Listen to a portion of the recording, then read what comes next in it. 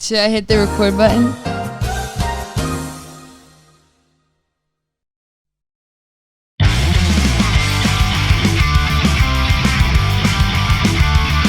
What is going on, you mother thrifters? Welcome back to another edition of Thrift News. We got a good show in for today. But first, we got to do our thrift checks. It said thrift checks. Maya's been saying thrift checks this whole time. Fit checks. Al, what you wearing today? What you rocking today? I got this vintage, like, geometric kind of style tank top and then just some black dickies and my normal rings. Crazy hair. I like the hair. Today, I'm just wearing a liquid blue tee. It's one of my favorite t-shirts I have. I really don't wear it that much because I just don't want to ruin it.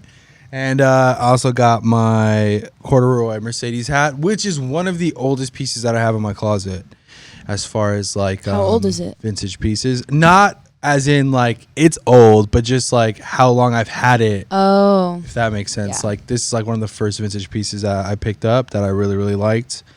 So yeah, it's near and dear to my heart. It's been lost like 30 times. We found it in barrels. Almost we found it sold. in bags, and it just keeps sticking around. So I love it. I don't have my oldest vintage piece anymore. Sad. It's all right. What was it? A wolf crew neck. That one I wore like every day in high school. Okay, so if you don't know Allie, she's obsessed with wolves. We don't know why. She loves wolves way too much. Don't give things to your exes. Wow. Alrighty then. On that note, let's dive in to Thrift News. You go first, Al. For our thrift news? Yep. So the first article we have is a 24-year-old sold used clothes online to cover her $17,000 wedding. This is a quote from her. "I didn't have to stress about debt." As someone that has planned a wedding, yeah, we should have sold more used clothes. To say the least. Yeah, to say the least. Among many things. Let's check this out. At first, Oh, cool. Casey Mars, wow. All Morwood? right. Casey Morwood. Thank you. I'm struggling this morning. All right. So she sold it on Poshmark. Have you sold on Poshmark? I actually prefer Poshmark. It's probably my favorite. I think we need to quit. This is such a smart thing. Weddings are so expensive, and to sell used clothing. Now, my question is, without reading the entire article, was it all her clothing? No way, right? No. I mean, unless she had really expensive stuff, like I can't imagine. They would have to do some investing and some flipping on one of these apps, Yeah, because for sure. I mean, who has $17,000? I mean, I'm sure maybe some people do, but that's insane. But that's insane, yeah.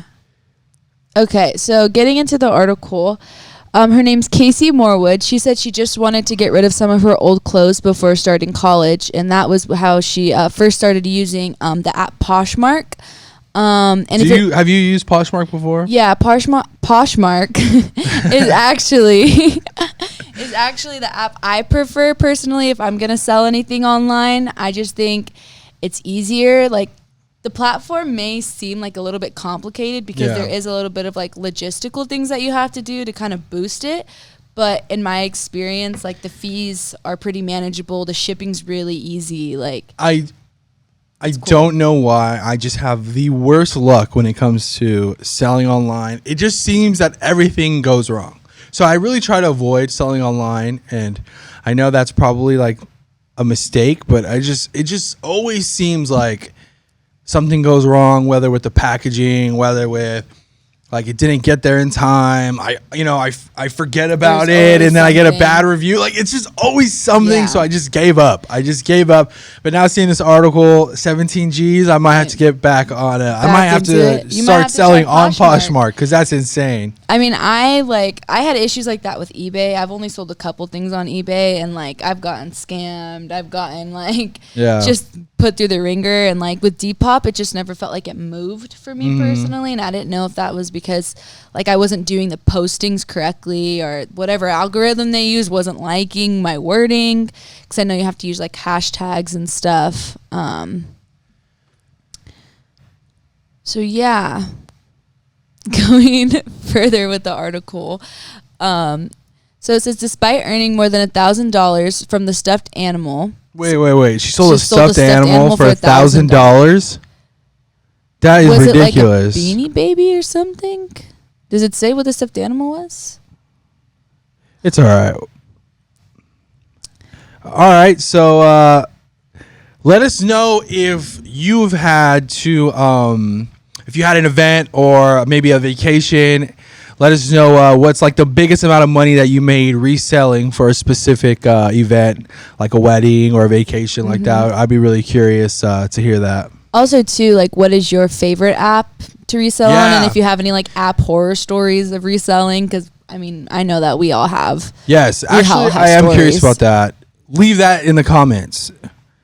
What app do you like to sell on? Okay, you want to take this? All right, next story.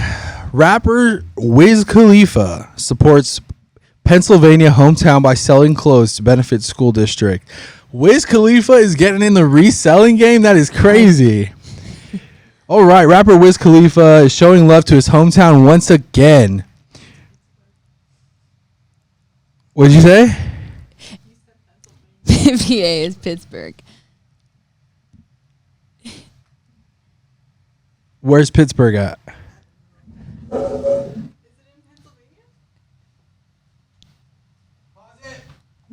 Should I hit the record button?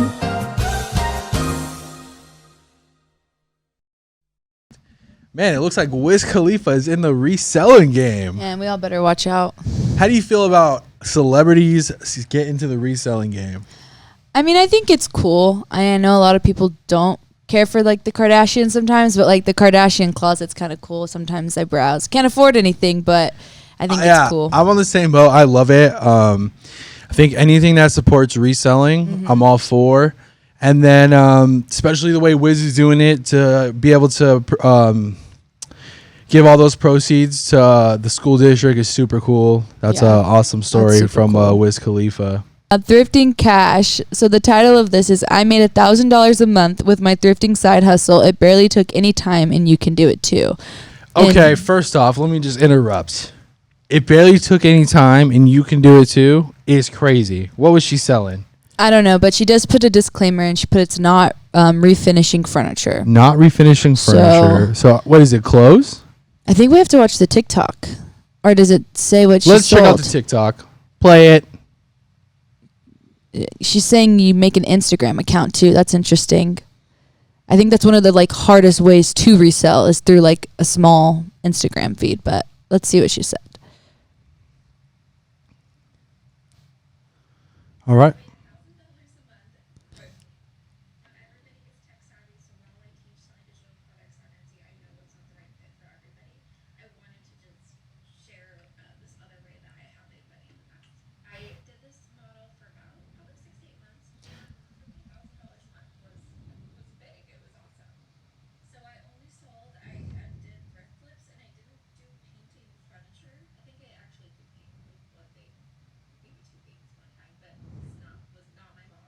Pause it.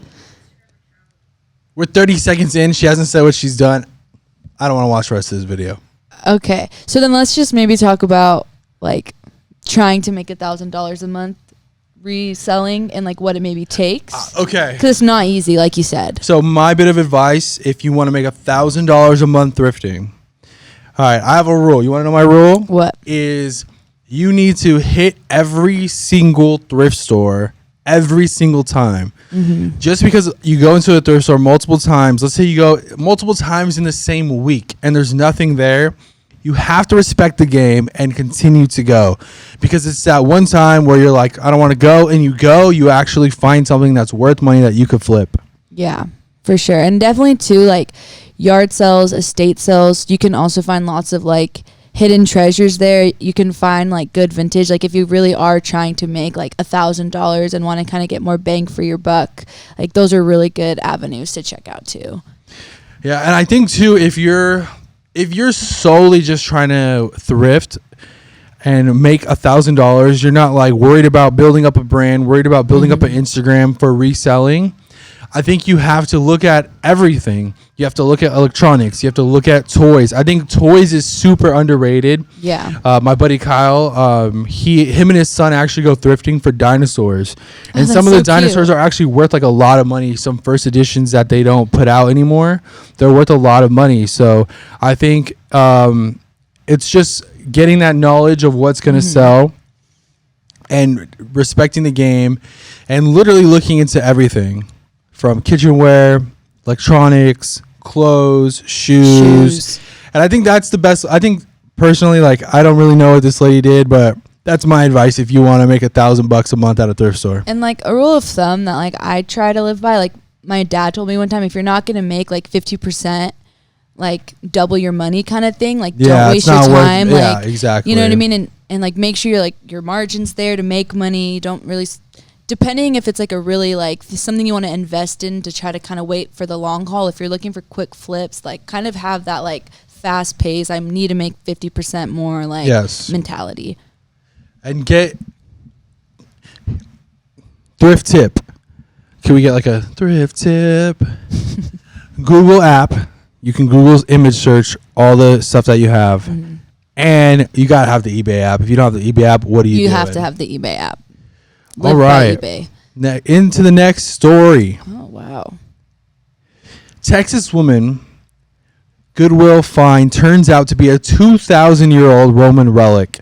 This she bought it for $34.99. Marble bust from a thrift store likely belonged to a Roman military leader, and it is unknown how it ended up in Austin. Listen, at one point I think Texas had more tigers in their state than the entire world, than in the wild.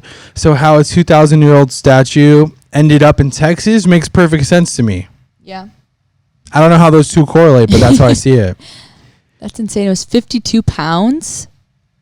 You know what's so crazy is that there's probably so many items that just get passed on by thinking like, oh, that's repop, that's not real, and it's actually a real thing. Now, what are the chances of actually finding a bust that's 2,000 years old? Probably not very high, but that is an awesome find. I mean, I think the fact that it was so heavy kind of maybe gives it away a little, you know, because there's like certain things you look for, I guess, when you like are kind of seasoned and like know what you're doing, you know, and you kind of make your run throughs like thrift stores at certain points, because like you pick something up and it's 52 pounds, like you're gonna have a question about it for sure. Yeah, that's funny because I just bought like this little tray, and I bought it solely because of how heavy it was. Really? Like there's a little marking on it, but I was just like, look, this thing's super heavy. It has to be worth something. I'm picking it up. So I bought it, put it on my shelf. I really don't know what I'm gonna do with it. Maybe throw some change in it, but yeah, sometimes you buy things because it's heavy. I agree with that. We have to make these texts bigger because I'm so blind. I'm squinting so hard probably in a lot of this. Okay. All right. Now on to our favorite segment. Maybe not your favorite segment, but definitely my favorite segment. Price That Drip. It is the part of the show where Larry comes out and sings a silly song. VeggieTales joke. If you don't get it, I feel bad for you. It's a part of the show where our producer Maya picks 3 T-shirts. She shows us the T-shirts. We don't know the price. We guess the price. It's that simple. Let's dive into it. The first shirt, 1980s vintage Nike T-shirt, Beatles Revolution, sneaker 80 band Grail. Grail. Now, is it band as in like they're? This is where I'm confused. Want to know where I'm confused at? Like, is it a band T-shirt? Yes, that's like what I'm confused because no. Yeah, is it band as in they weren't allowed to make it? But on the T-shirt, it looks like an actual band. Oh, so I think maybe they just misspelled band. How many dollar signs do we got for this one? How many? Like 5-star restaurant. Okay, so all the dollar signs. Are you saying this is a $5,000 T-shirt?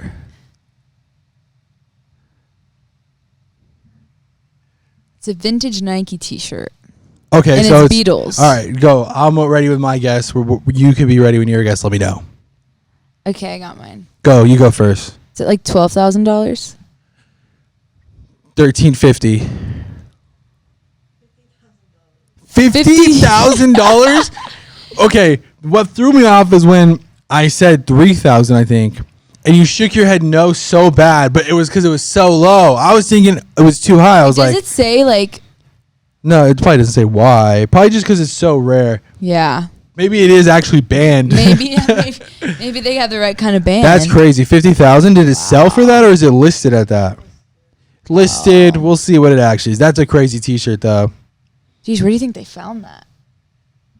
No clue. Let me know where you found that. Whoever is selling that, I want to go. I want to hit up that store. All right, next one.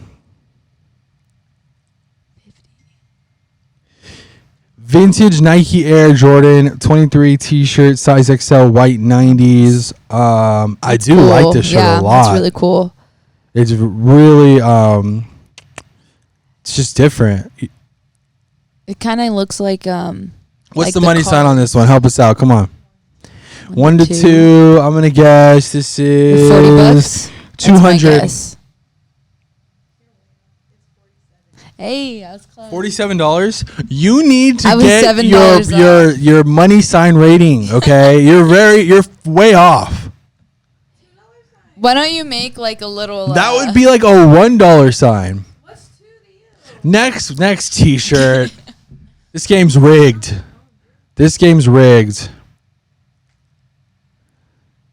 Reflective. Okay, this shirt's what? $15. Vintage Nike shirt, spell out red reflective 3M large silver tag. All right, $20. I'll like try to respect it. What, like 35? What's it at? She doesn't even have it. This is It's like, I think it's 15. all right. Okay. That ends price that drip. I take the W because my knowledge is I'm omniscient when it comes to vintage clothing. What did you say you were? Omniscient. Okay. I didn't say I'm. I said omniscient. That means I'm all knowing. Even though I only got one right, I take the dub. I'm 2-0. Come at me. And now that ends the show. I'm Che. I'm Allie. And we'll catch you next week on Thrift News.